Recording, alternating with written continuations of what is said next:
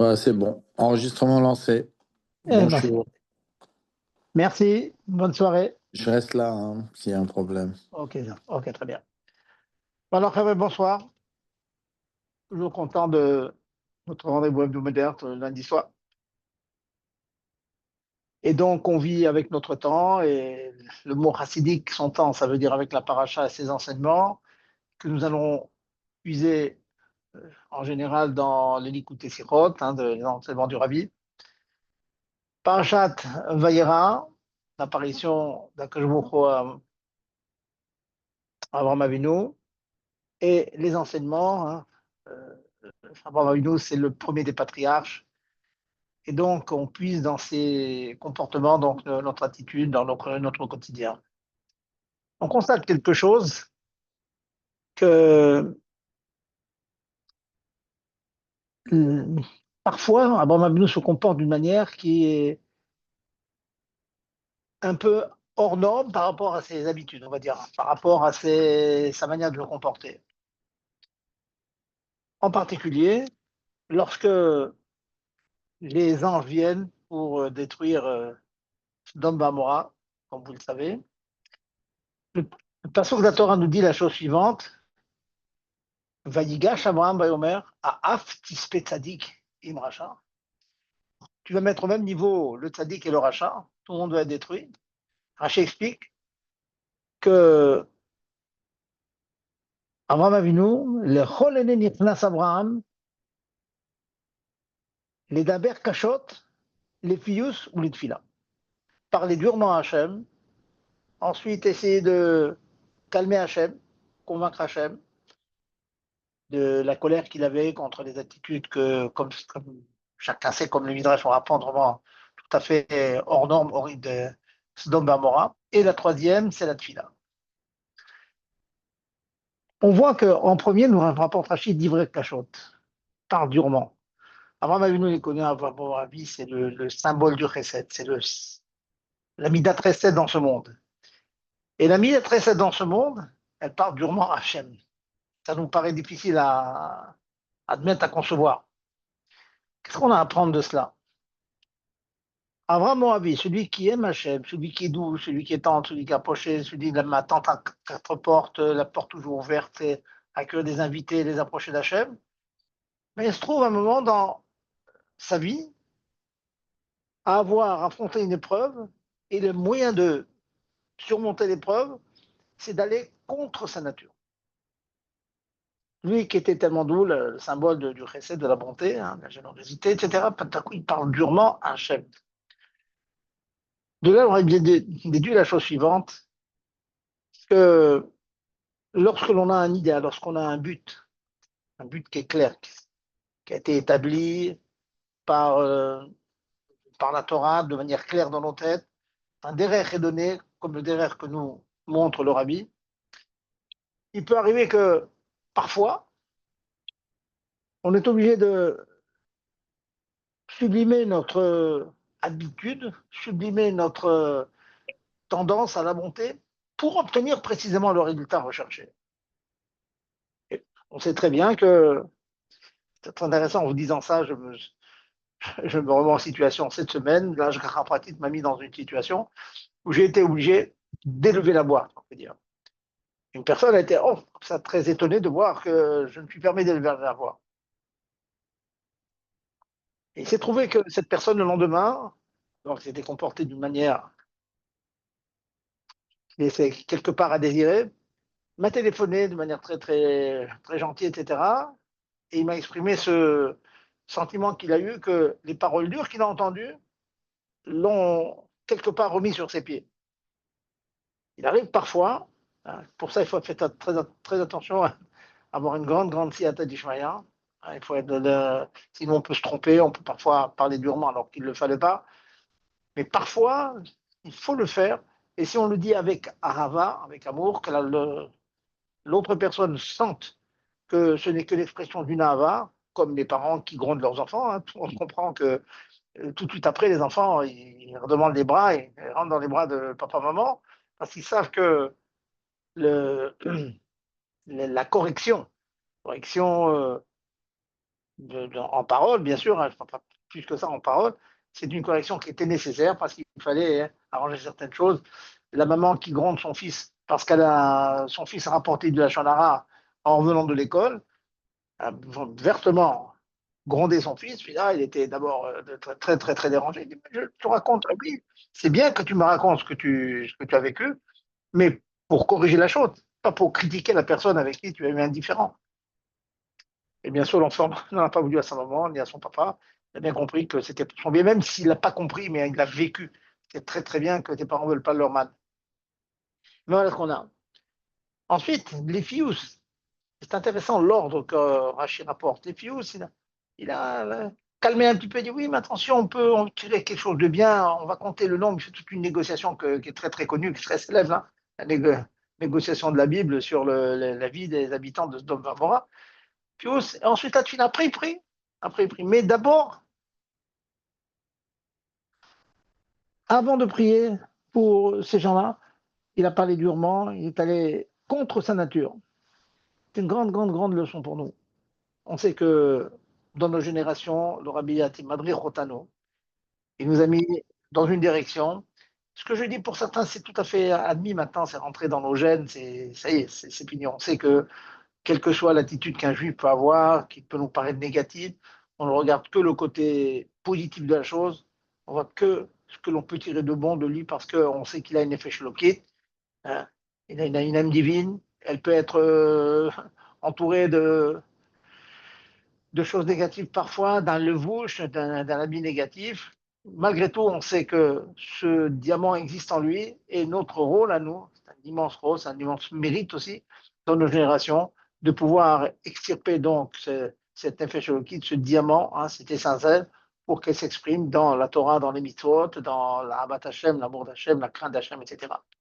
Voilà donc ce petit mot que je voulais dire après le mot de la semaine dernière, si vous vous souvenez que la Sira, ou le Sira, le rabbi fait remarquer que lorsque Hachem dit à Abraham, Lech lecha, va pour toi, il dit quitte Canaan pour aller en Mitzrayim. Et Mitzrayim, c'est Hervat Aret, c'est un endroit tout à fait bas moralement. Alors on se demande mais pourquoi que je vous l'envoie là-bas. L'explication, puis Kabbalah, on va dire, c'est que en Égypte, il y a eu de très nombreuses étincelles de divinité. La Gemara emploie un autre lachon sur cela, un autre langage. Elle dit que pourquoi le cas Israël est allé en galoute? C'est pour amener des guérim, pour amener des personnes qui vont se convertir. Et d'après le Zohar, ces personnes sont volontaires, ça veut dire que ce sont des personnes qui peut-être n'ont pas les forces d'eux-mêmes de comprendre la grandeur de la Torah, mais par la rencontre qu'il fait avec des Yehudim, des gens qui pratiquent la Torah, etc., ils se rapprochent. Ça, c'est la Gemara. Ceci, c'est le concept de la Gemara. Alpi Chassidut, après la Kabbalah, les guérim, c'est pas seulement les futurs convertis, ce sont toutes les mitzotot qui sont imparfaites dans le monde. Et ça fait partie de notre émouna à nous, de savoir que partout où on va, mais Hachem, mitzad des gaber, connaissez-nous. Depuis Hachem, ça vient d'Hachem que les pas de l'homme sont dirigés. Et donc partout où on va, je reviens encore sur cet enseignement parce qu'il faut vivre avec. Partout où on va, on sait que ce n'est jamais un hasard. Le hasard n'existe pas. Le hasard, c'est la main d'Hachem qui nous met dans tel endroit. Est-ce qu'il nous met dans cet endroit? C'est parce qu'on a quelque chose à faire. Pas tout de suite penser, non, je dois changer d'endroit. Parfois, ça existe aussi le concept de changer. Bien sûr, avec Etzat Chachamenu, avec la Etzat de son rab, bien réfléchir. Mais avant d'arriver à une telle décision de changer, il faut savoir est-ce qu'on a fait tout le travail pour lequel on a été mis dans cet endroit. Très fort, le concept est très fort. On a été mis dans cet endroit pour tel travail. Donc, c'est très fort. Je suis dans une banlieue, je suis dans une ville, je me trouvais dans un pays étranger, pour une raison financière, par exemple, j'ai trouvé un petit job là-bas. C'est pas le job qui m'amène là-bas, c'est que j'ai un travail spirituel à faire. Il faut vraiment s'imprégner de cette chose et ça change beaucoup, beaucoup notre direction, nos choix dans la vie. On ne s'est pas trompé. Si on est là-bas, c'est qu'on a quelque chose. Il faut chercher comment le faire. Bien sûr, toujours ensemble.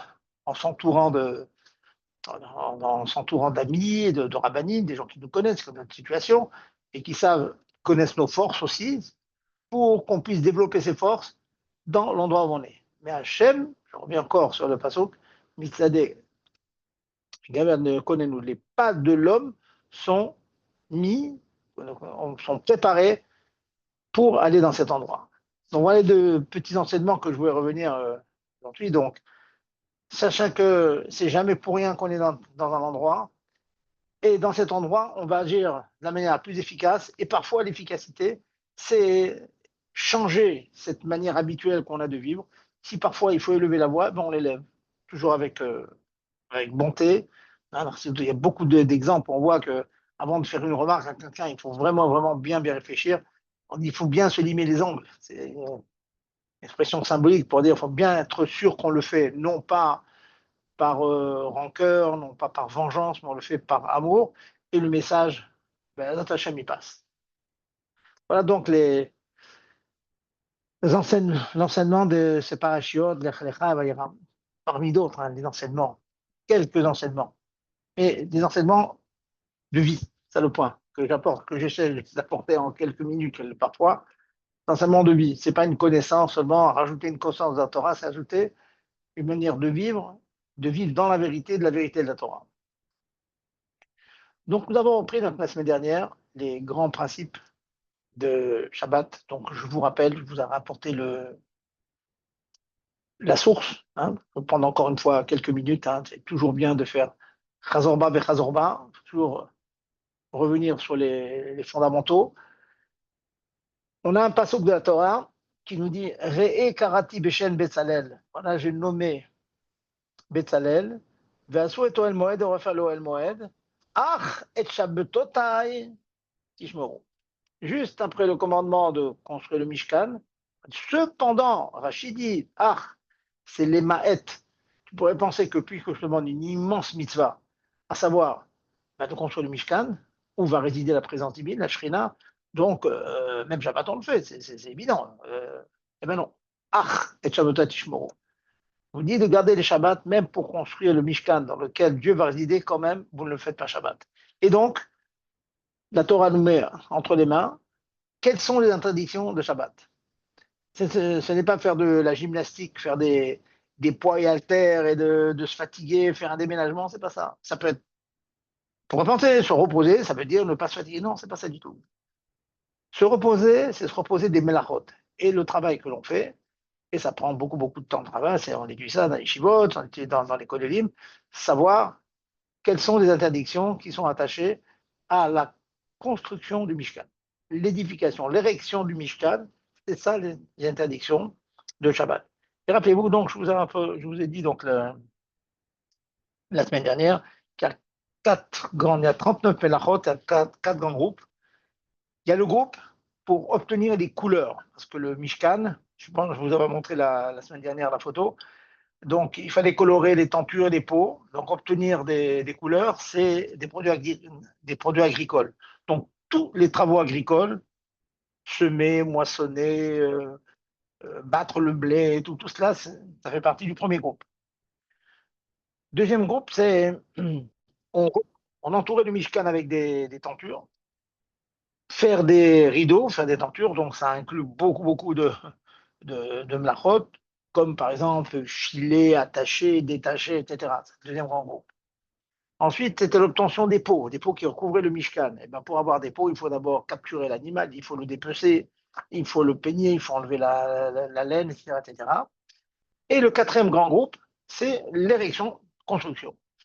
Les constructions, ça peut être une toute petite chose du type faire un trou dans le mur pour attacher une toile, pour accrocher une toile ou accrocher une montre. Bon, eh bien, c'est une construction. Faire un tout petit trou, mettre une cheville dedans afin d'attacher quelque chose ou décoratif ou qui a une fonction comme donner l'heure, autre chose, ou la température, un thermomètre. Ben, ça, c'est une construction. C'est assaut minatoire. Et bien sûr, bon, la dernière, c'est le changement de reshoot. Porter, ça veut dire sortir un objet d'un reshoot ayachid dans le reshoot arabim, ou l'inverse, ça veut dire c'est la melacha qui symbolise les échanges entre les gens. La Torah interdit cette chose-là. Il n'y a pas d'échange Shabbat, on fait autre chose. Il y a des échanges spirituels de Torah, de mitzvot, etc. Mais pas d'échange de business, etc. Dès l'instant qu'il y a des échanges dans le monde, donc il faut forcément qu'il y ait des endroits privés et des endroits publics. Donc les changements du privé au public sont interdits.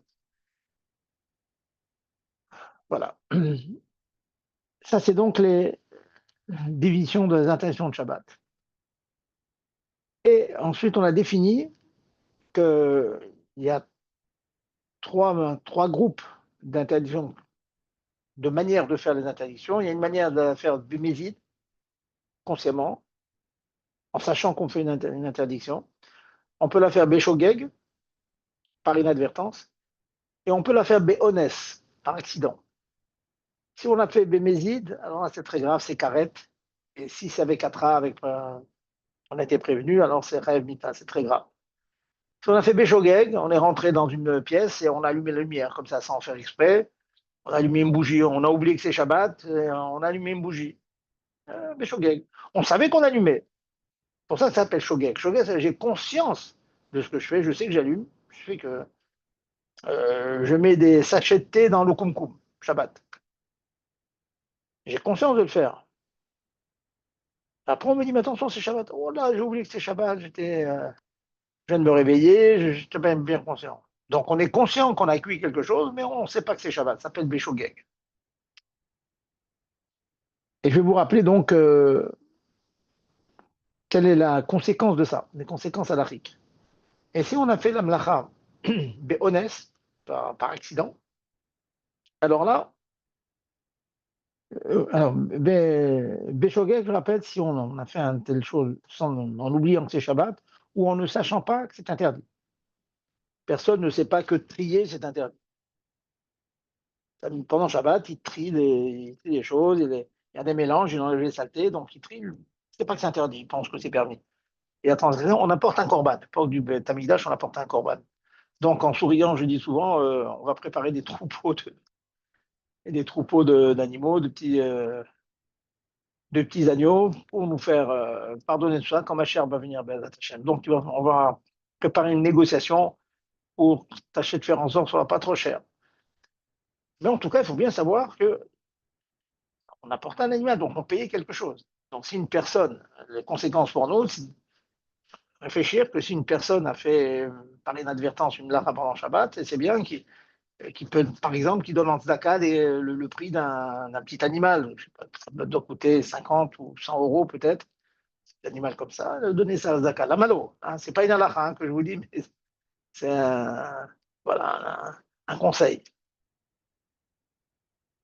Et maintenant, je passe à un autre chapitre.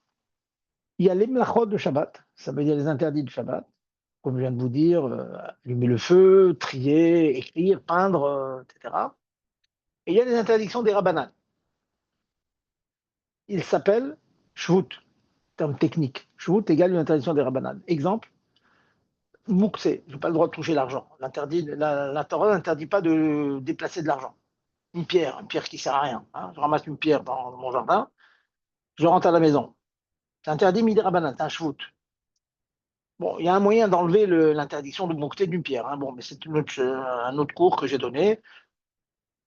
Certainement, on aura l'occasion de réviser. En tout cas, voilà, on a transgressé un shvut. Un autre qui est très fréquent et que parfois on utilise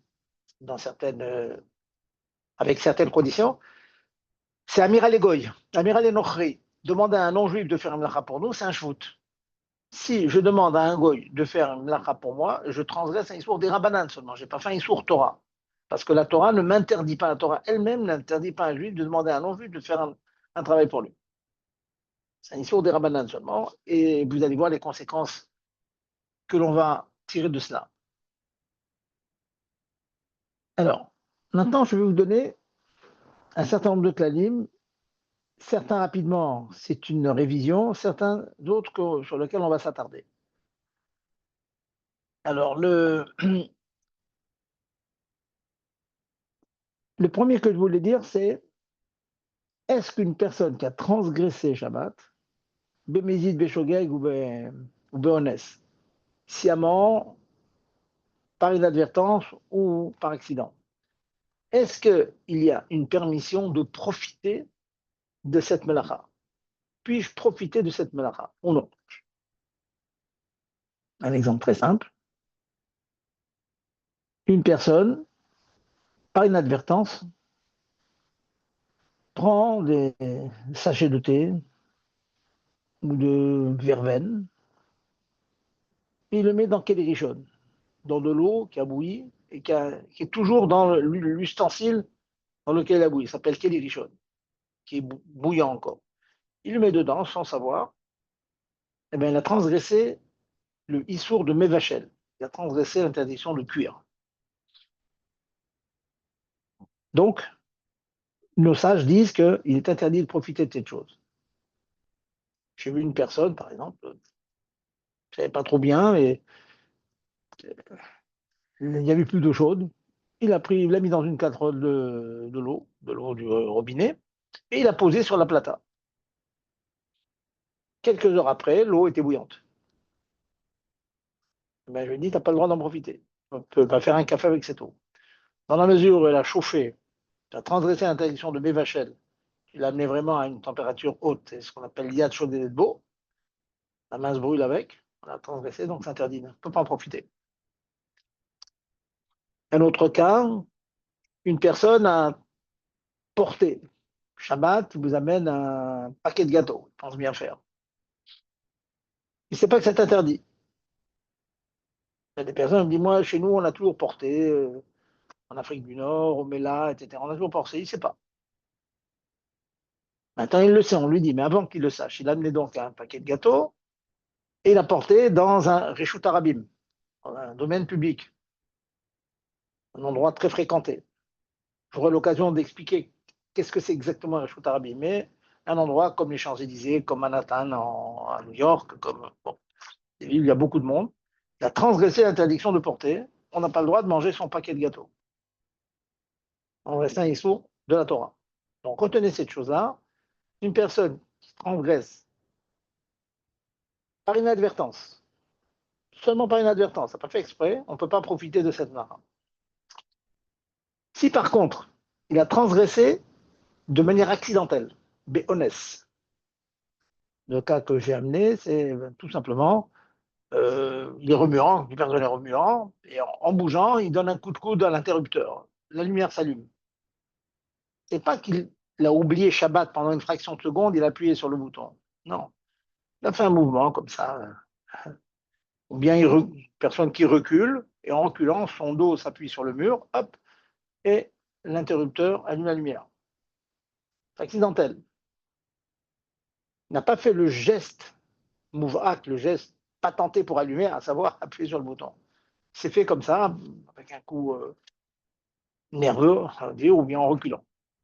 Dans ce cas-là, on a le droit de profiter. C'est intéressant, c'est que personne dit, ah là là, c'est vrai que quelquefois ça sert. Récemment, une personne était en train de desservir la table. En desservant la table, il était très, très, très chargé. Donc, il avait les bras comme ça éloignés du corps. Et hop, en rentrant dans la cuisine, appuyé sur l'interrupteur, j'ai dit, sache que maintenant, on peut profiter de cette lumière. C'est bien intéressant pour ranger certaines choses.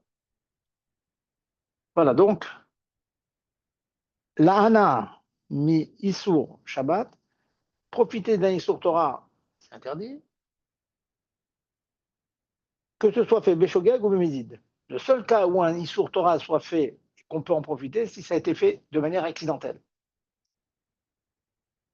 Par contre, il y en a un point intéressant, c'est que si la personne n'a fait qu'un Issour des Rabbanan, par exemple porté dans un immeuble, par inadvertance, ou bien dans les petites banlieues pas très fréquentées, cet endroit, ce n'est pas un Réchout Arabim, ce n'est pas un domaine public, c'est un carmélite. Si c'est un carmélite seulement, c'est Issour des Rabbanan. Quand l'objet a été transporté là-bas, Bedi Avad, on a le droit d'en profiter. Je vous donne un cas concret que ça reste, une personne qui arrive à la choule et il se trouve qu'il a un mouchoir dans la poche. Il n'a pas fait exprès, il a oublié. Donc il est béchogeg. En plus, le fait de transporter depuis sa maison jusqu'à la choule, il a fait un issour des rabanan seulement.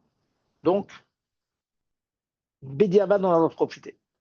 Intéressant de savoir cette chose-là, que si un objet a été porté par inadvertance dans Carméline, dans un endroit qui n'est pas un vrai Réchout Arabim, un vrai domaine public, on peut en profiter. Maintenant, je vais passer à un autre klal. Je pense que celui-là, je n'en ai pas du tout parlé la semaine dernière, donc je vais insister sur ce point-là. C'est les tzorech cholé. J'en parle, en tant que raf, je suis très souvent sollicité, il y a souvent des enfants qui sont des bobos, qui tombent, etc. Ou bien un enfant a besoin de son lait, de lait maternisé qu'il faut aller chercher à la pharmacie, ou un médicament qui manque pour un malade, personne qui est alité. Un malade, ça veut dire quelqu'un qui est alité. Par définition, un malade, ce n'est pas une petite maladie, une petite souffrance, on appelle un mirouche be'almas, maladie qui oblige à s'aliter sans être dangereuse. Parce que comme vous le savez tous, quand il y a danger, tout est permis. Cette semaine, une personne m'a dit, voilà, j'ai pris la voiture Shabbat dernier parce que ma femme avait des contractions extrêmement rapprochées et j'ai appris que j'avais le droit de prendre la voiture. J'ai dit, oui, certes, tu avais le droit. Donc, pour accompagner son épouse qui va accoucher, elle est considérée au moment où vraiment les contractions sont rapprochées comme en sakana, donc pour la voiture, il l'accompagne à l'hôpital pour accoucher. Je ferme cette parenthèse, je reviens donc à une personne qui est malade. Alors, sachez que pour une personne qui est malade, il est permis de faire un issour des rabanan bichinouille. Alors, retenez bien ça, je précise bien. J'ai eu l'occasion de vous dire, mais pour répéter, c'est la route, parce que Bichat Massé, quand ça arrive, il faut qu'on soit sûr de soi. On peut faire un issour des rabanan bichinouille. Prenons un exemple. Donc, très simple. Il faut aller chercher un médicament à la pharmacie.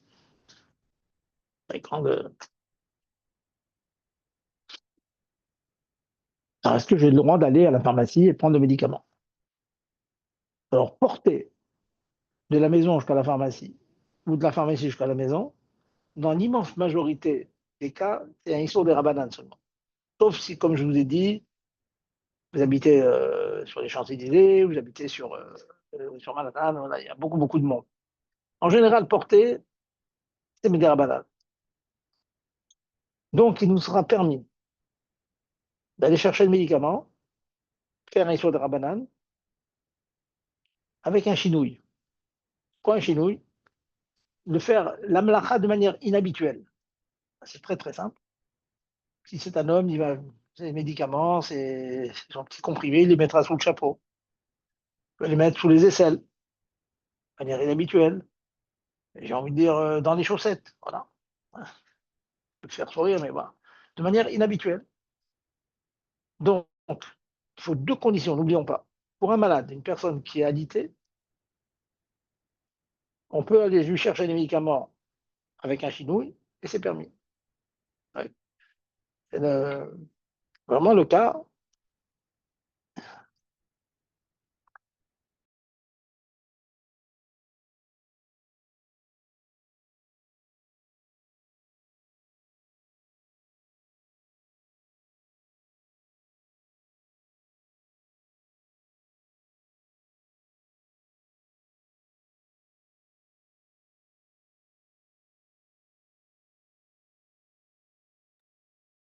Alors, je crois qu'il y a une mauvaise manip. Laura va quitter.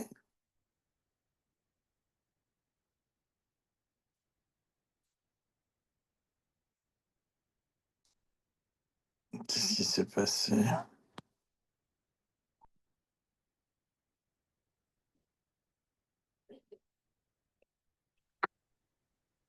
Oui, il y a une mauvaise manipulation, je crois. Non, c'est pas du tout, pas du tout. C'est tout simplement, c'est que j'ai pas encore trouvé le système pour que quand quelqu'un appelle, ça coupe pas le fil. Ah oui, d'accord, ok. C'est tout simple. J'ai pas Alors, encore trouvé attendez. voilà, c'est bien ça. J'espère qu'il y aura pas. Malheureusement, à chaque fois qu'on appelle, même en mettant en mode avion, ça ne marche pas. Donc, il faudrait. Bon, pour l'instant, je n'ai pas résolu ce problème-là. Ok. OK. Donc, on redit. Donc, voilà. C'est clair, Itrak, tout le monde entend? Oui, tout le monde entend. Ah, c'est bien.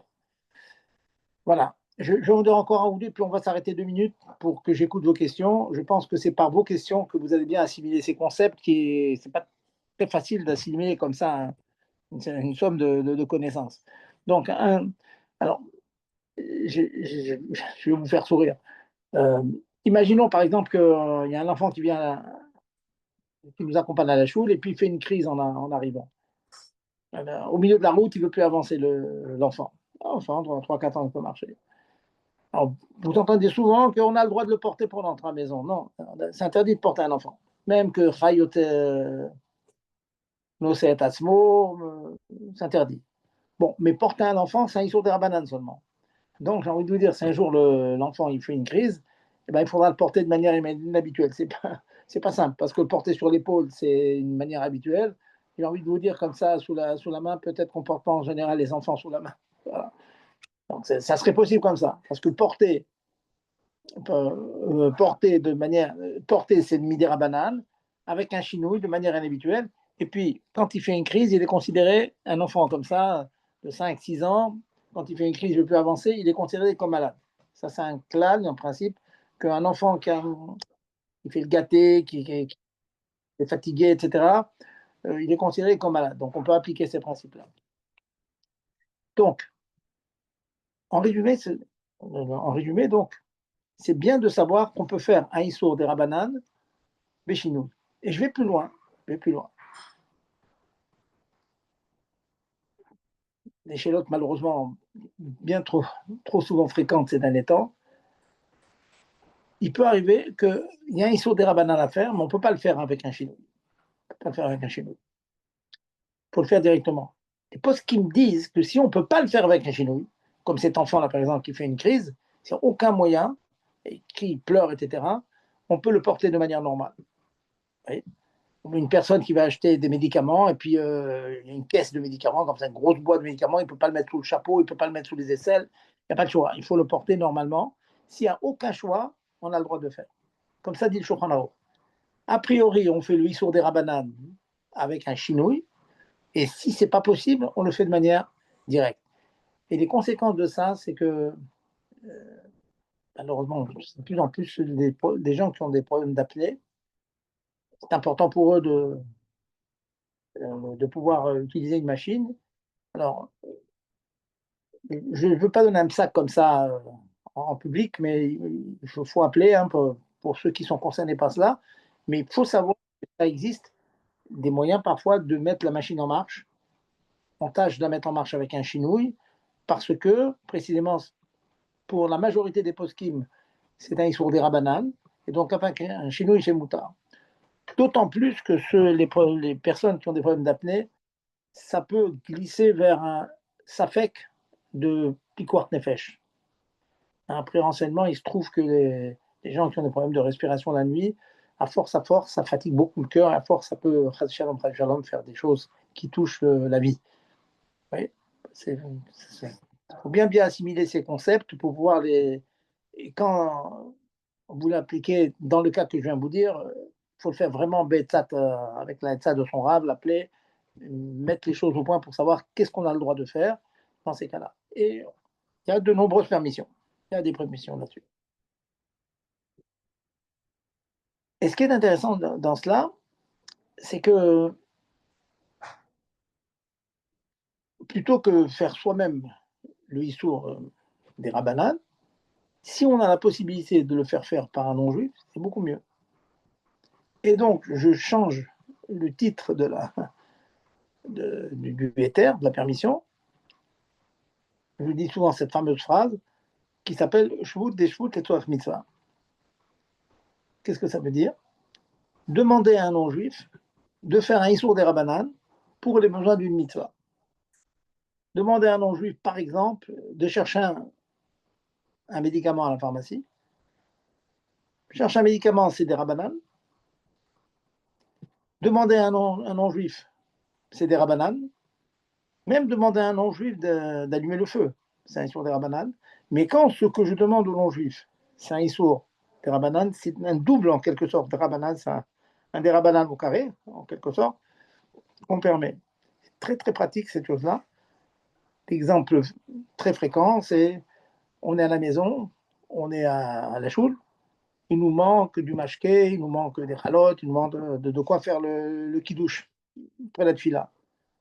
Ben, si on a une autre choule à côté, je donne l'exemple par chez nous, il y a le collège, il y a le Metrifka, il y a le Betrabat, etc. Il peut manquer quelque chose, on peut envoyer un non-juif qui est là pour travailler, pour faire le ménage, aller nous chercher quelque chose, parce qu'aller d'une choule à l'autre, c'est qu'un issour des Rabbanan, par un goy, et c'est le Tzorech Mitzvah, puisque c'est pour faire pour le kidouche.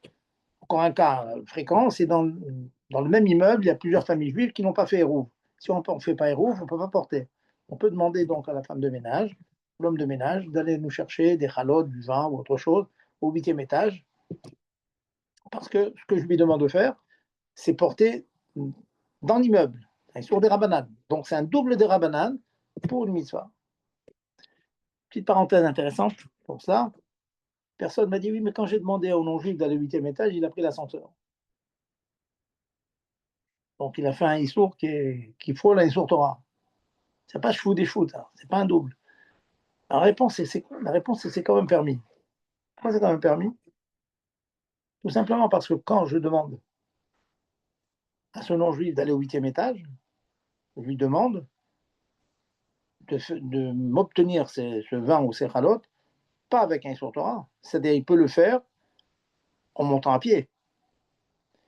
Et c'est lui, pour sa nochiout, pour son confort personnel, qui choisit le chemin de l'ascenseur. Mais ce que je lui demande, moi, c'est pas de faire un issour Torah, c'est lui qui décide de le faire pour lui, pour son bien à lui. C'est permis. L'exemple classique traditionnel de ce que je suis en train d'exprimer maintenant, c'est souvent les gens demandent, mais quand je demande au non-juif de faire la vaisselle, il va tirer de l'eau chaude, il va utiliser une éponge, donc il va faire des issourim de Torah. Certes, c'est vrai. Mais ce que je lui demande, moi, c'est de faire la vaisselle. Faire la vaisselle, c'est pas synonyme d'un issour Torah, pas du tout. Quand on n'a pas un non-juif à la maison, on fait soi-même la vaisselle, mais de manière permise, avec de l'eau tiède, sans utiliser d'éponge ou des éponges qui sont permises, etc., etc. Faire la vaisselle, c'est pas synonyme de faire un issour Torah.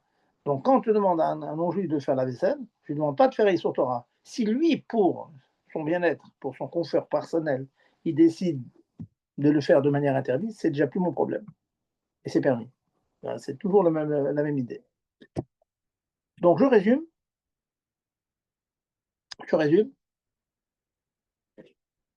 On peut faire un issour soi-même, un juif, sans goy, des rabananes pour un malade, mais on doit faire avec un chinois, de manière un peu inhabituelle. Et s'il n'y a aucun moyen, on le fait de manière habituelle. Ça, c'est le but qui le fait. Deuxième chose maintenant, on peut utiliser un non-juif pour faire un issour des rabananes seulement, je vous dis, pour une mitzvah. Aussi, ça sert énormément, cette chose-là. Maintenant, je voulais faire remarquer d'ailleurs quelque chose d'intéressant, c'est que on dit que c'est permis de faire un issour des rabananes pour un malade. Une personne qui est alitée, on peut aller dans le Carmélite, aller chercher des médicaments à la pharmacie. Mais pour une mitzvah, c'est interdit cette chose-là. S'il me manque une bouteille de vin ou des chalotes, par exemple, je n'ai pas le droit d'aller chercher ça dans l'immeuble sans héros pour la mitzvah de faire kidouche, c'est interdit. Ça veut dire que nos chachamim sont davantage mekil, permettent davantage pour les besoins d'un cholé, d'un malade, que pour les besoins du mitzvah. Très intéressant comme concept. La maladie, aux yeux de nos sages, c'est davantage que la mitzvah. C'est une grande mitzvah. Peut-être les grosses mitzvahs. Donc, je répète le point. Pour un malade, on peut laisser faire un issour d'Erabanan avec chinouille par un juif, pour un malade, mais la même chose pour une mitzvah, non. Un juif va me rapporter des chalotes sous les aisselles, par exemple, une bouteille de vin pour faire kidouche, c'est interdit. Il n'y a que le goy, que par un goy qu'on peut le faire. Donc, petite remarque intéressante. Bon. Bon. Voilà, je vais m'arrêter quelques minutes et écouter vos questions. Alors, je vais réactiver les Rav, micros. Allez-y. Rav, bonsoir Rav. Vous venez à propos de Melacha Letzorer Cholé, si on a la possibilité, on a de le faire soi-même, de Bederer Chinouille, ou bien de le faire par un goy. Qu'est-ce qui est préférable? C'est toujours me par un goy. Parce que C'est mieux par un goy, oui, d'accord. parce que faire une lacha chez Yeshvo Maaseh, la Gemara parle de ça. La Gemara dit que Amira des Goy, c'est Shvut chez Enbo Maaseh. C'est un jour une de banane où il n'y a pas un acte fait par le juif. C'est pas un acte, c'est une parole. Vous dites au goy de faire. Alors, Ah oui, si vous le faites vous-même, c'est le corps qui s'investit. C'est votre corps qui marche, vous prenez vos pieds, vous marchez jusqu'à la pharmacie. Donc, si on a le choix par le goy, c'est toujours mieux. d'accord. Une autre question à propos de ce que vous avez dit à propos des issours de Melacha de Shabbat, Beshogeg. Hmm. Lorsque une melacha a été accomplie, a été faite par quelqu'un, le shogeg, il ne savait pas que c'était interdit, par exemple, euh, c'est interdit d'en profiter. Pour qui? Lui ou tout le monde? Alors, je vous réponds. Je prends la haute tranche. Asam lacha bechogeg, au bichou, etc. Asurlo, le gam leacherim. Ah, Interdit. ok. Donc, si une personne a fait ces fameux. Il a fait le thé comme ça sans le savoir, il a mis des sachets de thé dans le concombre, il a fait une melacha quelconque, il a mis une lumière. Non seulement lui il ne peut pas profiter de la lumière, mais personne ne profite de cette lumière. C'est interdit pour tout le monde. Quand c'est D'accord. pour Torah. Dans Mézid, je vais pousser un peu de votre question. Si une personne a fait quelque chose de Mézid, alors c'est bien sûr interdit pour tout le monde pendant Shabbat. Par contre, après Shabbat, la chose reste interdite pour la personne qui a fait l'Avera, mais c'est permis pour les autres après Shabbat. Oui. S'il a cuit quelque chose pendant Shabbat, mais pour lui, c'est interdit. Cette nourriture est interdite, mais pour les autres, après Shabbat, ça devient permis. Il y a une différence après Shabbat, bien sûr. Pas pendant Shabbat, on ne peut pas profiter pendant Shabbat, sauf, comme je l'ai dit tout à l'heure, si on a fait un histoire des Rabbanan. On a porté dans Carmélite, etc. Très bien. D'accord. Autre question, allez-y. Merci. Merci. Bonsoir, Rav. Allez-y. Euh, Bon, Concernant l'employée de maison dont vous parliez, je savais que si, par confort pour elle, elle avait besoin d'utiliser de l'eau chaude pour une vaisselle, elle pouvait le faire. Je parle d'une employée de maison qui est au mois, etc. Mais à partir de quel moment on lui dit, enfin, elle sait qu'elle doit nettoyer le sol. Mais jusqu'à quand elle peut utiliser, par exemple, un balai, alors qu'en fait, pour elle, c'est beaucoup plus confortable d'utiliser un aspirateur, mais que bien sûr, l'aspirateur, ça va nous déranger. Alors, où est la limite par rapport à son confort à elle et quand elle doit rendre un travail? oui. Euh, alors, il y a deux choses. Il y a deux choses. L'aspirateur, il y a un autre problème. Il y a un autre problème, Mhm. c'est qu'il fait du bruit. Or, Voilà, c'est pour ça que je vous pose la question. il Parce fait que du- moi aussi, j'aurais le droit de nettoyer le sol et de passer un coup de balai, comme j'ai le droit de faire la vaisselle. Mais à Voilà. partir du moment où elle trouve que son travail est plus perfectionné lorsqu'elle va passer un aspirateur, alors Oui, alors, comment? on peut imaginer, si on avait un appareil qui ne ferait pas de bruit, complètement silencieux, alors Mhm. on pourrait trouver une permission dans cela. On pourrait trouver une permission. Je dis bien, j'insiste, il ne faudrait pas, par exemple, que ce soit, par exemple, qu'il y ait par terre quelque chose qui n'est nettoyé que par un aspirateur. Vous savez très bien qu'il y a des. Si vraiment Non, non, l'aspirateur est utilisé comme, quand elle, comme oui, balai, c'est-à-dire c'est un carrelage, et tout à plutôt. fait. Bon, dans ce cas-là, donc c'est la même chose à peu près, quoi. C'est un peu mieux, mais on obtient le même résultat. Mais ça Enfin, fait du bruit. voilà, ça fait du bruit, ça c'est interdit. Il y a une discussion dans les postes, mais nous on tient, bon, Zaken, il tient que tous les appareils qui font du bruit, c'est problématique. Il y a eu toute une chaîne là dans les postes au moment où on a utilisé les clims. Les clims, ça s'est répandu, ça c'est presque tout le monde maintenant, ça s'est popularisé, je vais dire, je cherchais le mot. Les clims sont popularisés. Il y a toute une chaîne là parce que ça fait du bruit. Alors il y avait un crachage, on dit il a mis la clim pendant Shabbat. Bon, les Mhm. postes qui ont tendu quand même à dire c'est permis parce que, comme vous le savez très bien, les gens ils ont l'habitude de mettre la clim avant Shabbat et ça marche tout Shabbat. Donc, c'est un peu comme le frigo qui fait son petit clac de temps en temps quand le thermostat se met en marche. Vous voyez, tout le monde sait très très bien que Ouais. le frigo, il marche tout le temps comme ça. Donc, on va pas dire qu'il a mis le frigo au Shabbat. Mais sinon, j'apporte cet exemple pour vous montrer que sinon, si ce n'était pas un appareil qui marche tout le temps et on ne va pas le soupçonner de l'avoir mis en marche pendant Shabbat, Ouais. Et oui. Et idem pour le lave-vaisselle. Si elle, il est plus confortable, au lieu de mettre 1 heure à faire la vaisselle de Shabbat midi, par exemple, avec si elle est là et qu'elle décide de mettre le lave-vaisselle. Mais le lave-vaisselle, ça fait du bruit. Bon, bien sûr que c'est pas shabbatique, évidemment. on m'a Mais dit. comment lui expliquer? Comment lui dire? Mais d'abord, pour le lave-vaisselle, d'abord, on m'a dit que paraît-il qu'il y a des lave-vaisselle qui sont complètement silencieux de nos jours. Bon, alors ça peut. Bon. Maintenant, vous me demandez comment on lui dit, madame, mais un goy, ça s'éduque. Hein. C'est comme ça chez moi, c'est autrement. Hein, c'est comme par exemple dans un endroit, chez nous à la maison, tu touches pas le vin, qu'il soit cuit. Mais la raison du bruit, c'est quoi? C'est parce que c'est pas shabbatique et que ça dérange pendant le Shabbat, c'est ça? C'est pas que Entre nous, quoi. c'est pas que ça. C'est pas que ça. C'est pas que ça, c'est un petit peu comme un maritain. Ça veut dire une personne qui vient. Tu poses une question. Une voisine rentre, ouais. Je passe devant chez vous et j'entends les informations à la radio. Voilà. Mais ça marche avec une minuterie ou ça marche tout Shabbat. Bon, pendant la guerre, malheureusement, on a permis ce genre de ça, mais à part la guerre. Alors, on va dire, c'est pas des chambres à Shabbat. Ils allument le poste pendant le. C'est ça. C'est ça. Donc, c'est pas seulement une gêne comme ça, c'est que maritain, ça veut dire que les gens, ils vont dire. C'est ça. Voilà, ils vont dire, ces gens-là, on doit rester naki. On doit être naki aux yeux des gens, il faut tout bien se comporter. Très bien. Et si on a une attitude qui pourrait prêter le flanc à une. Il faut expliquer aux gens. Et qui prête à confusion, exactement. Attends, imaginez, madame, que je suis en train de conduire une voiture. Un Shabbat conduit une voiture. Si je croise un juif, je ne vais pas me cacher. Je vais lui dire Shabbat Shalom. Et après, je vais lui expliquer j'accompagne une femme enceinte ou parce que je veux dire, une personne qui est en danger. Il faut expliquer, bien sûr. Voilà. Très bien. Très bien, merci. Autre question? Bonsoir. Bonsoir.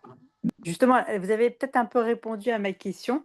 Je voulais vous demander, quand par exemple il y a une personne qui n'est pas bien, qui se sent vraiment pas bien, on a peur pour elle, on a le droit de prendre le téléphone et d'appeler les secours ou il faut appeler aussi un goy? Alors, ça c'est autre chose. Ça, c'est autre chose. Alors, il faut savoir quel genre de maladie il est. Si vous avez peur pour la personne, mais que vous connaissez son état, vous savez, une personne qui est fatiguée du cœur et tout, bon, ça peut toucher la sakana. Il faut connaître la personne. Mais imaginez que c'est quelque chose, il ne sent pas bien, mais bon, il ne sent pas bien parce qu'il a une indigestion, il ne sent vraiment pas bien, mais bon, il n'est pas en sakana. Là, il faut réfléchir. De quel cas vous parlez? D'une personne qui ne sent pas bien, d'une maladie sérieuse ou comme ça? Ah non, non, sérieusement, c'est-à-dire par exemple, une personne qui a des crampes au ventre et c'est pas du tout ce que c'est. Elle a eu déjà par exemple, elle en a déjà eu, elle a été aux urgences et on l'avait calmée. Et là, ça lui reprend un Shabbat. Qu'est-ce qu'on fait? Et ils n'ont pas te décelé ce qu'elle a, cette personne? Non, il y a pas, pour l'instant, il n'y a rien. Qu'est-ce qu'on fait? Ouais, ça c'est. Alors, si c'est vraiment une personne qui a des douleurs horribles, on va dire, je sais pas, comme une rage de dents, la question c'est de savoir si déjà il y a une solution d'aller chez le dentiste, d'aller sans prendre le téléphone, il faut la faire. Mais imaginons que c'est indispensable de prendre le téléphone. On peut imaginer effectivement, personne qui a des douleurs horribles, un enfant qui a des douleurs horribles, on ne sait pas quoi en faire. Avant de prendre la voiture, ça vaut la peine, oui, on peut prendre le téléphone parce que pour le nombreux poskim, prendre le téléphone, c'est un issour des Rabbanan seulement, c'est pas un issour Torah. Et donc, après, le problème, c'est que il faudrait faire avec un chinouille. Si vous vous rappelez ce que j'ai dit tout à l'heure, prendre un téléphone avec chinouille, ça n'a pas de sens. Ça n'a pas de sens. Donc, on va utiliser le deuxième éther que j'ai donné, rappelez-vous. J'ai dit que si c'est impossible de faire avec un chinouille, on peut le faire directement. Mais alors, il faudrait vraiment être sûr que cette personne est vraiment malade, qu'il y a vraiment ou bien malade, ou bien qu'il y a un vague rachash, une crainte de sakana, et qu'on ne sait pas. Je ne sais pas, je pense vous avoir raconté une fois, oui, je pense vous avoir raconté une histoire à la yeshiva, etc., d'un bachour qui avait mal au ventre. Et il a mal au ventre, et le mashgiach, il est allé le voir plusieurs fois pendant la tefila. Qu'est-ce que tu fais là, la tefila? J'ai mal au ventre, j'ai mal au ventre, j'ai mal au ventre. La troisième fois, le Rav, il a pris le bachour, il a pris sa voiture, il l'a amené à l'hôpital. Il a eu un ergesh comme ça, une intuition. Ça avec lui, il a dit, c'est un garçon sérieux, qui ne va pas à la tuile, c'est pas normal, Shabbat matin et tout. Il a pris le médecin a ausculté, ils l'ont opéré tout de suite. Il avait, s'il vous plaît, une occlusion intestinale. Il avait l'intestin qui était troué. Donc tout était en train de se déverser dans le corps. S'il était comme ça, Barminan, Chas Shalom, c'était un infecté. Donc il a eu l'intuition. C'est pour ça que quelquefois on est méquille, on a peur, on ne sait pas. Mais non, mais là, il ne faut quand même pas exagérer parce qu'il y a des mamans, dès que leur bébé il pleure, ça y est, dans sa cana. Donc il faut savoir où va la chose, jusqu'où on va. Mais effectivement, ça peut arriver que quand on a un vrai rachat, un vrai doute, oui, on peut le prendre et on appelle le SAMU, etc. pour qu'il vienne. Mercredi 28, le mercredi 25, Autre question? Merci beaucoup. Rav, bonsoir. Juste Béchorguet, quand On peut quelqu'un fermer les met micros, de l'eau, Oui, il faut fermer les micros, oui, dites aux gens de venir. Oui, Par WhatsApp, pardon. Par WhatsApp. je vous écoute, allez-y. Mercredi 25 au dimanche 8 mars. Inclus. Les deux inclus. Allez-y, je vous écoute. Mercredi 25 inclus, dimanche 8 mars inclus. Dites aux gens d'éteindre les micros. Allez-y. Je te le renvoie, c'est comme ça, regarde. Regarde, c'est ça. Je te le renvoie. Non, mais j'ai pas envie que je te l'envoie. Je te l'envoie une deuxième fois, je ne renvoie. Il sera qu'il y a un problème là. Il peut pas en parler. Voilà. Qui posait la question là? Qui? C'est déjà reçu, là. là, vous Je m'entendez? Oui. Et, ouais. Voilà, bon, mercredi 25. Oui, non, mais c'est parce Il faut que- fermer les micros, s'il vous plaît. Voilà, insistez pour fermer les micros. On va en parler après. Qui veut poser Brami, la... s'il vous plaît, Brami, fermez les micros. Voilà. Fermez les micros et la personne qui pose la question met son micro. Je vous écoute. Allez-y. Juste quand c'est Béchorguet qu'on a mis l'eau ou peu importe quoi, la vera, elle est quoi? À partir du moment où on a profité de l'eau, qu'on a profité de l'eau, ou si on a mis l'eau et qu'on n'a pas profité, il n'y a pas d'avera en fait. Ah non. C'est une personne qui a fait une avéra. De toute façon, il a fait une avéra. C'est deux unanimes différents. Ce sont deux Ça veut dire que si on consomme, on fait deux avérotes. Voilà, absolument. Si on a fait là, on a cuit quelque chose, on transgresse l'interdiction de cuire Minatora, on apporte quand Mashiach va venir, on va apporter un korban. À part ça, les Chachamim, ils ont bloqué. C'est les Chachamim qui ont interdit. Ils ont dit tu ne profiteras pas pendant Shabbat de l'Avera qui a été faite. Tu ne peux pas tirer profit. C'est une Avera, donc en quelque sorte, la nourriture ou la chose, elle est comme moutsée en quelque Donc sorte. c'est deux avérotes concrètement, c'est deux avérotes. Si on consomme Chas Shalom, Absolument. on fait ces deux avérotes. On a fait deux Averot, exactement. Autre question, allez-y. Oui, Rav, bonsoir, rebonsoir. Bonsoir. Il y a longtemps que je voulais vous poser la question. On a une caméra dans le salon qui tourne, c'est une boule qui est branchée toute la semaine, bien sûr. Et au fur et à mesure qu'on se déplace, évidemment, le Shabbat, on est dans le salon, on bouge, et elle se déplace avec nous. Alors, certaines personnes nous ont dit qu'il fallait la débrancher, d'autres nous ont dit... Qu'est-ce qui se dépasse avec vous? La boule, l'œil de la caméra. D'accord.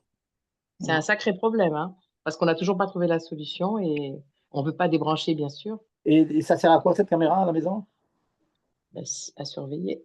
Enfin, à surveiller surtout quand on dort, quand on est absent, quand on... Attends, mais ça filme quoi? L'intérieur de la maison ou l'extérieur? Ça filme pas, mais si en cas de problème, on pourrait revenir sur les images à travers le téléphone. C'est quelque chose de très courant dans les maisons maintenant, mais comme elle se déplace parce qu'elle a une lumière verte et elle tourne au fur et à mesure que les gens se déplacent, même si ça ne les filme pas vraiment, mais c'est pour capter la mobilité des personnes dans la pièce, quoi. En fait, c'est une caméra avec une détection de mouvement. Voilà, et merci. Et qui va suivre les personnes, les mouvements, et qui va se déclencher dès qu'il va y avoir un mouvement. Sinon, oui, oui. Et si on a besoin de rechercher, exactement. Si par exemple nous sommes absents ça enregistre, ça enregistre en continu. Ça enregistre, mais c'est en cas d'absence surtout. Mais alors nous, ça enregistre, oui, sur le téléphone. C'est-à-dire que si on veut revenir sur les images, on peut, ça détecte les mouvements exactement. Écoutez, mais ça bouge, quoi, ça bouge. Alors, il y a plein de gens qui viennent nous disent, mais non, il faut la débrancher. Mais je veux dire, on va la débrancher, mais on ne débranche pas. Écoutez, madame, je comprends, il doit y avoir des terribles, mais laissez-moi ça en suspens, j'en discuterai. Alors, je veux bien, j'aimerais bien donner à mes enfants une réponse et à mon mari. Merci. discuter avec Merci. pour savoir exactement qu'est-ce qui se passe. Est-ce que c'est Mais je vous envoie la photo même éventuellement, comme ça vous verrez deux. Oui. un crack, on pourra en parler de ça, c'est intéressant. Hein, je Oui, vois. oui, Et en fait, oui, c'est des caméras de sécurité et il y a une option supplémentaire, c'est que au lieu de rester figé dans un angle de la pièce, elle a des détecteurs de mouvement et de présence aussi. Et donc, bah, pas intermittence, si le détecteur de mouvement ou de présence il est déclenché, tac, elle commence à filmer. Ou sinon, elle prend des images à une certaine fréquence, par exemple une image toutes les minutes, parce qu'il n'y a personne dans la pièce, donc ça sert à rien d'enregistrer. Mais Il y dès a qu'il y a un exactement. mouvement, Merci. la caméra va commencer à enregistrer, et si la personne se déplace, elle va le suivre. D'accord. Voilà. Et puis si on n'est pas là, bon, si on n'est pas là, ben, il y a pas lieu d'avoir quelqu'un qui bouge, quoi. Bon, Voilà. laissez-moi, je vais potasser ça, je vous tiens de courant, madame. Vraiment, j'aimerais bien. Merci, Voilà. Rav. Oui. Merci. Pas de problème. Autre question? Pas d'autres questions? Je voudrais juste vous demander, vous pensez quoi? Vous savez, en Israël, à Netanya, par exemple, il y en a qui disent qu'on peut porter, qu'on peut pas porter, que le hérouve, etc. Comment on peut vous parler un peu de... Parce que ce que vous dites là, c'est surtout pour la France ou les endroits où... Mais est-ce que vous dites qu'on peut porter? Voilà, il y a Chabad, il y en a qui portent, il y en a qui portent pas, il y en a comme ça. Écoutez, ça, par contre, c'est un sujet que je connais parfaitement. Si on fait un hérouve, pétachlit taïdo, il n'y a aucune raison de ne pas porter. On peut porter. Le problème, c'est que ça dépend bien sûr. Si je vous fais un hérouve dans un immeuble, il n'y a aucun problème. C'est très facile à vérifier. Chaque semaine, je vérifie que mon paquet de matzot il est en bonne santé. Si j'ai entouré l'endroit avec des fils, toutes les semaines, je vais vérifier que le fil il est bien accroché comme je l'ai mis au début. Il n'y a pas de problème. Le problème, c'est que plus le hérouve inclut des populations nombreuses, plus ça entoure des endroits plus grands, Avec des grandes distances. d'une grande distance. D'ailleurs, je sais qu'à Bnei-Brak, par exemple, il y a une personne qui est payée pour ça, c'est ton job. Il vérifie constamment, parce qu'il suffit qu'un fil se casse, c'est une catastrophe. Donc, un fil, c'est indigne de Mechitza, comme si c'est fermé. Si le fil se casse, c'est comme si il n'y a plus de mur. S'il n'y a plus de mur, on ne peut pas porter. C'est pour ça que je vous dis, souvent les rouvines que l'on fait dans les grandes villes se basent sur certaines coulottes que je peux très très bien imaginer que quelqu'un qui est marmir ba mitzvot, il ne veut pas faire ses coulottes. Donc, mais d'un autre côté, je ne veux pas dire le contraire, dire non, certains, le héros, ça sert à rien. Pas du tout. Si je connais l'orage, je sais qu'il a étudié, je sais qu'il est sérieux et qu'il s'en occupe, on peut s'appuyer dessus. Donc, la réponse, c'est vraiment au cas par cas. Hein, c'est au cas par cas. Je sais qu'il y a des endroits, personne qui m'a dit, il n'y a aucun problème chez nous, ne serait-ce qu'à cause des problèmes de sécurité avec les musulmans, mais de toute façon, c'est fermé, c'est obligé d'être fermé. Bon, donc, finalement, faire le héros fraterot, une fois qu'on a fermé, qu'on a fait les mestitzot, c'est pas grand-chose. Donc, la réponse est demander au rabbinim de l'endroit où vous allez. Il y en a qu'à Anvers. À Anvers, on dit que bon, les rabbinim qui s'en occupent de manière très, très, très sérieuse, et donc on peut être sommaire. J'ai entendu celui de Strasbourg, bien qu'il a été fait par des personnes sérieuses, mais c'est beaucoup plus khalash, beaucoup plus faible.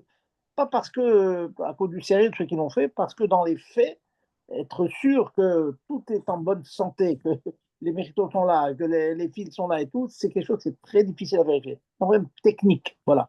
C'est pas un problème de halakha, c'est un problème technique. Et c'est pour ça qu'il y a des gens qui sont marmérim, ne veulent pas. Je sais que dans certaines villes en Eretz Israël, la Rabbanout a fait un hérouve, mais certains quartiers de Haredim, ils ont fait un mini hérouve, un hérouve dans le hérouve. Dans leur quartier, ils ont entouré avec d'autres choses. Donc ça se fait beaucoup. Chacun fait avec ses chumot. C'est très intéressant d'ailleurs. C'est sympathique. Tu vas, tu peux aller. Jusqu'à telle rue, tu peux aller. On a fait un hérouve familial. C'est très intéressant cette chose-là. Donc c'est au cas par cas. Ma réponse est au cas par cas. Voilà. Ok. Voilà. Écoutez, voilà. Donc je vais finir donc avec. Bon, la semaine prochaine, donc on va commencer les mlachot. Je vous ai fait une khazara des klalim, mais quand même faites attention que des gens se trompent parfois. Hein. J'ai vu des gens qui mettent sur la plata des choses et qui cuisent sur la plata. Si c'est cuit sur la plata, on a transgressé un issour Torah, premièrement, de cuire. Hein, il y avait plein de sauces, plein de liquides qu'on a mis sur la plata. Et puis non seulement on a transgressé l'interdiction de cuire, et puis on n'a pas le droit de manger cette sauce. Vous voyez, les gens, ils prennent l'habitude comme ça. Alors chez nous, chez Chabad, on est d'abord mettre sur la plata, je vous l'ai dit à de nombreuses reprises, on reviendra dessus, vous inquiétez pas. On ne met pas directement sur la plata. On met ou sur le couvercle de la marmite qui est sur la plata, ou sur une assiette renversée. Il faut ajouter quelque chose sur la plata. Et être sûr qu'il n'y a pas de liquide. Il n'y a pas de liquide. Alors, on discutera ensuite s'il y a un petit peu de liquide, un peu de sauce et tout. Bon, ça, on va discuter sur ça. Mais quand même, faites attention. J'ai des gens que sans précaution, il vous sort une marmite du frigo. Il y a plein de jus dedans et vous mettez ça sur la plata. Vraiment, on frôle l'huile sur toi. Bon, faire très attention à ça. Et donc, même interdit d'être né, de profiter. Voilà, messieurs, dames. Donc, on continue à étudier dans la Hachem. On continue à prier. Là, on est dans le Hemcher, on est Yaakov, Alach les Darko, hein, les Darko de Yaakov, de l'homme. On a quitté malheureusement l'immense Dvekout avec Hachem des fêtes, et de la Simcha, etc. Maintenant, on est rentré dans le mois qui n'a pas de fête, Cheshvan, mais bon, tout Cheshvan qu'il est, il faut augmenter encore dans Torah, dans Mitzvot, dans Avat Israël, surtout, comme on a dit au début, dans Avat Israël, être prêt à élever la voix pour augmenter l'Avat Israël entre nous. Et faire que tous les gens en Avat Israël qui ne sont pas encore dans le Derech HaTorah, eh bien, que ça continue à se rapprocher de la Torah, comme on a vu Baruch Hashem ces 2 dernières années. Beaucoup de Juifs ont été bougés, ont été bouleversés par tout cet arrivé et ils se sont rapprochés de Torah et Mitzvah. Ok, Chazak. Kol Tov. Merci beaucoup, Rav. Merci, bonsoir. Bonne nouvelle.